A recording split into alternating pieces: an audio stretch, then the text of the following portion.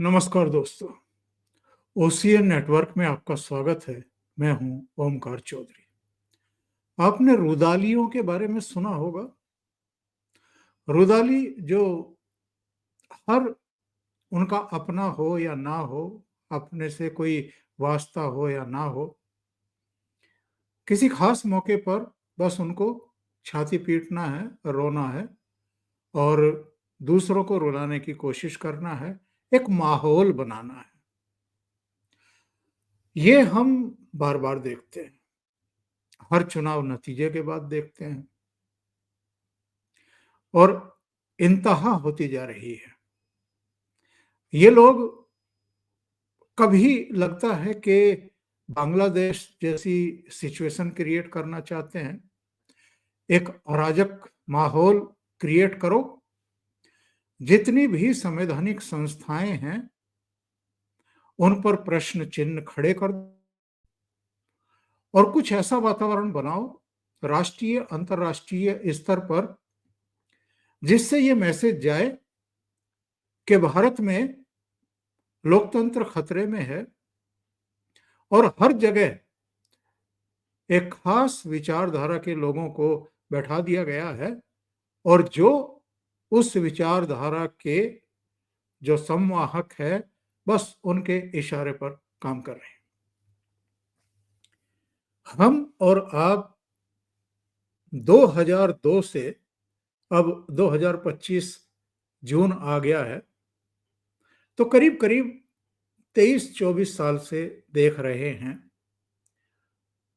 नरेंद्र मोदी का as chief minister जो कामकाज रहा गुजरात में, जो गुजरात में पूंजी निवेश आया, वाइब्रेंट गुजरात का जो मॉडल पूरे देश के सामने उन्होंने प्रस्तुत किया, जिसके चलते फिर 2013 सितंबर 13 को भारतीय जनता पार्टी को उन्हें प्रधानमंत्री पद का चेहरा बनाने के लिए मजबूर किया और उसके बाद से हम देख रहे हैं 26 मई 2014 को उन्होंने एज प्राइम मिनिस्टर पहली बार शपथ ग्रहण की और 9 जून 2024 को तीसरी बार प्रधानमंत्री पद की शपथ ग्रहण की।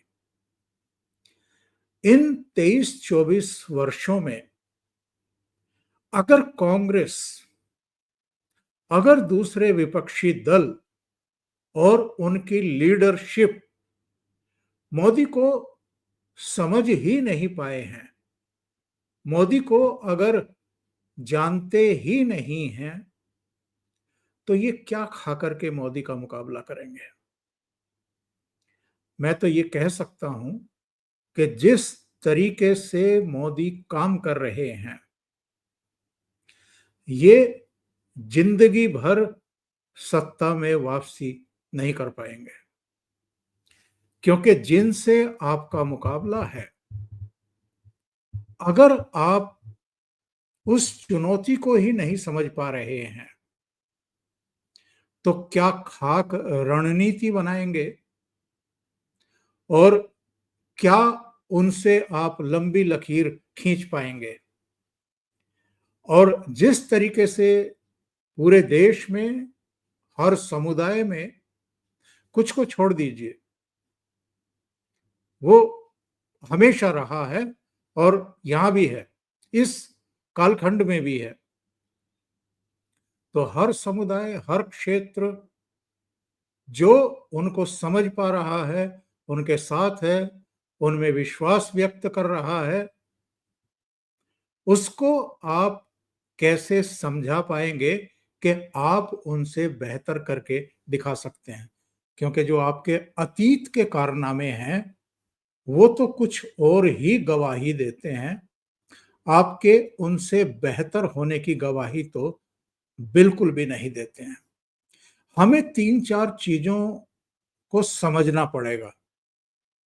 ये जो राहुल गांधी, मैं इनके आरोप देख रहा था महाराष्ट्र को लेकर के और बिहार को लेकर के, जो ये पेशबंदी कर रहे हैं, इन्होंने जिस तरह की बचकानी बातें की हैं, जो मैं रुदाली वाली बात कर रहा था, कहते हैं कि चुनाव आयोग में अपने हिसाब से लोगों की नियुक्ति की, तो और किसके हिसाब से नियुक्ति होगी? आपके हिसाब से नियुक्ति होगी, या पाकिस्तान के हिसाब से नियुक्ति होगी, या चीन के हिसाब से नियुक्ति होगी? जिस सरकार को इस देश की महान जनता ने चुना है, वो सरकार अपने हिसाब से ही नियुक्ति करेगी और उसके कुछ पैरामीटर्स हैं, उन पैरामीटर्स के तहत नियुक्ति करेगी, या आपके हिसाब से नियुक्ति करेगी? क्योंकि जनता आपको लगातार ठुकरा रही है, तो फिर भी आपकी ही चलेगी। सीबीआई के निदेशक में भी आपकी चलेगी, चुनाव आयुक्त के मामले में भी आपकी चलेगी, अलग अलग यूनिवर्सिटी में जो चांसलर बनाए जाते हैं वहां भी आपकी चलेगी, सारे एजुकेशनल इंस्टीट्यूट्स में और संस्थानों में सब आपकी ही चलती रहेगी पूरी जिंदगी, भले ही जनता आपको ठुकरा रही हो। दूसरे ये कह रहे हैं कि जी वोटर लिस्ट में फर्जी नाम जोड़ दिए गए, तो आप सो रहे थे क्या उस समय? या आपका संगठन जो महाराष्ट्र का था वो सोया हुआ था? क्या कर रहे थे? अगर फर्जी नाम जोड़े गए थे, उनको चैलेंज क्यों नहीं किया गया? और उसी समय चुनाव आयोग से क्यों नहीं कहा गया और प्रमाण के साथ ये बताते कि साहब ये फर्जी नाम जुड़े हुए हैं, आप इनको हटवाइए। तीसरे ये कहते हैं कि वोटिंग का आंकड़ा जरूरत से ज्यादा दिखाया गया। क्या ये संभव है? और अगर ऐसा कोई सबूत आपके पास है, दस्तावेजी सबूत आपके पास है, तो कोर्ट्स खुली हुई हैं, आप कोर्ट में जाकर के साबित कर दीजिए और चुनाव आयोग को भी झूठा साबित कर दीजिए और जिसकी सरकार बनी है उसको भी आप कटघरे में खड़ा कर दीजिए, लेकिन वो नहीं करेंगे आप। चौथे ये कहते हैं कि जिन इलाकों में भाजपा को हार का डर था वहां फर्जी वोट डलवाए गए। तो भाई अगेन वही बात है, अगर फर्जी वोट डलवाने के आपके पास प्रमाणिक दस्तावेज हैं, सबूत हैं, तो आप क्यों नहीं कोर्ट में जाकर के चैलेंज करते हैं? वहां नहीं जाएंगे क्योंकि ऐसा कुछ है ही नहीं इनके हाथ में। फिर ये कहते हैं कि फिर सबूतों को छुपाया गया। ये इलेक्ट्रॉनिक का जमाना है, डिजिटल का जमाना है, सब कुछ ऑन रिकॉर्ड रहता है। कोई छिपा सकता है क्या चीजों को? तथ्यों को छिपा सकता है? दूसरे, मैंने अपने एक अलग शो में ये बताया था कि राहुल गांधी के नेतृत्व में कांग्रेस कितने राज्यों में और कितनी कितनी बार हार चुकी है। कई राज्यों में तो 3-3 चुनाव लगातार हारी है, कई राज्यों में 2-2 चुनाव हार चुकी है, कुछ राज्यों में एक चुनाव हार चुकी है। बीच बीच में इनकी सरकार बनी, लेकिन अधिकांश राज्यों में भारतीय जनता पार्टी और क्षेत्रीय दल जीत रहे हैं और कांग्रेस पार्टी हार रही है। 3 लोकसभा चुनाव हार गई। तो मैं ये कह रहा था कि आप अगर नरेंद्र मोदी, जो करीब करीब 16-18 घंटे तो रोजाना काम करते ही हैं, जिन्होंने ना मुख्यमंत्री रहते हुए कोई अवकाश लिया, ना प्रधानमंत्री रहते हुए कोई अवकाश लिया, और अब तो उनका जो पुरुषार्थ है, उनका जो कौशल है, उनकी जो दृष्टि है, जो विजन लेकर के चल रहे हैं, नीतियां लेकर के चल रहे हैं, अपने कार्यक्रम लेकर के चल रहे हैं, प्रोजेक्ट जिस तरीके से वो शुरू करते हैं और फिर उसका उद्घाटन करते हैं, अब तो दुनिया मान रही है। भाई सीधी सी बात है, जब वो सत्ता में आए थे, हम पूरी दुनिया में 11th लार्जेस्ट इकोनॉमी थे और अब 4th पर आ गए हैं। और अगले 1.5-2 साल में हम एक पायदान और ऊपर चढ़ करके इस दुनिया की 3 बड़ी आर्थिक महाशक्तियों में अपना स्थान बना लेंगे। पहले नंबर पर अमेरिका, दूसरे नंबर पर चीन और तीसरे नंबर पर भारत आ जाएगा। तो इन तथ्यों को आप झुठला सकते हैं क्या?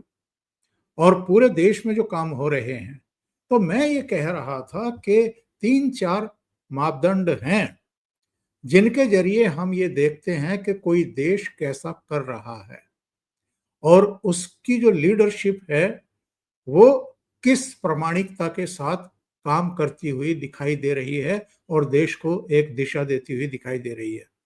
ये पैरामीटर कौन से हैं? मुख्यतः हम 3 पैरामीटर्स की बात करते हैं। अर्थव्यवस्था किसी देश की कैसी है और किसी लीडरशिप में वो अर्थव्यवस्था कहाँ से कहाँ पहुँची है। तो अर्थव्यवस्था हमारी बढ़िया काम कर रही है। अभी जो चौथी तिमाही के नतीजे आए हैं, हमारी जीडीपी 7.4 पर है। दुनिया में कोई और देश हमारे आसपास भी नहीं है। दूसरे, हमारी सैन्य शक्ति कैसी है, तो वो अभी आपने देख लिया। 4 दिन के भीतर, और उसमें भी कुछ घंटों की कार्रवाई में, पाकिस्तान घुटनों पर आ गया। वो कांप रहा था, वो सीज फायर की अपील कर रहा था। तो हमारी सैन्य शक्ति जो है, वो दुनिया के कुछ गिने चुने देशों के समकक्ष आकर के खड़ी हो गई है। इसका प्रमाण हमने हाल में देख लिया है। तीसरे, घरेलू मोर्चे पर शांति है क्या, सद्भाव है क्या, खुशहाली है क्या? तो आप अगर देखें, तो जो वो शांति की बात है और सद्भाव की बात है, तो कुछ खुराफाती हैं जो शांति को और सद्भाव को पटरी से उतारने की कोशिश करते रहते हैं। पर जहां तक खुशहाली का सवाल है, तो 2014 से पहले की स्थिति क्या थी? जब डबल अंकों में, 2 अंकों में मुद्रास्फीति की दर हुआ करती थी, जब एक स्थान से दूसरे स्थान तक जाने में घंटों घंटों लग जाते थे, जाम लगे रहते थे। आज क्या स्थिति है?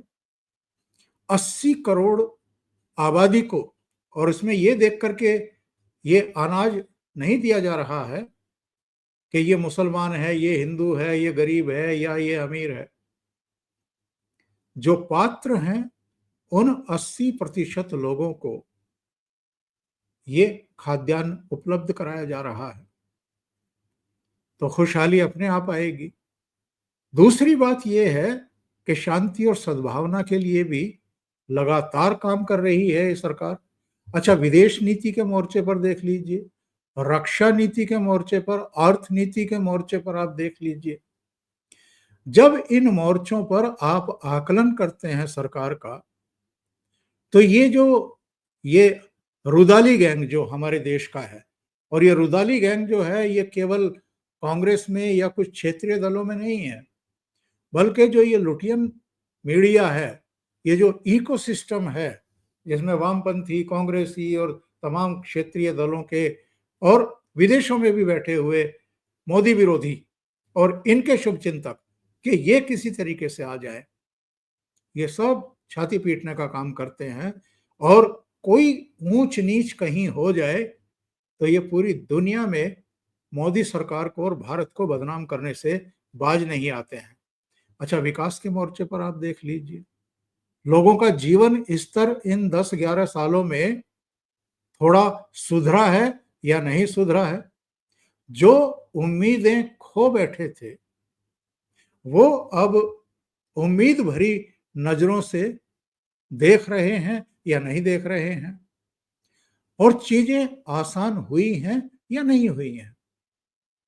भ्रष्टाचार पर प्रहार किया गया है या नहीं किया गया है? देश में पूंजी निवेश आ रहा है या नहीं आ रहा है? आत्मनिर्भरता की तरफ देश बढ़ रहा है या नहीं बढ़ रहा है? और वंशवाद पर और भ्रष्टाचार पर एक निर्णायक चोट हो रही है या नहीं हो रही है? इसी तरीके से नक्सलवाद हो, आतंकवाद हो, अलगाववाद हो, जो नासूर बन गए थे इस देश के लिए, निर्दोषों का खून बहाया जा रहा था।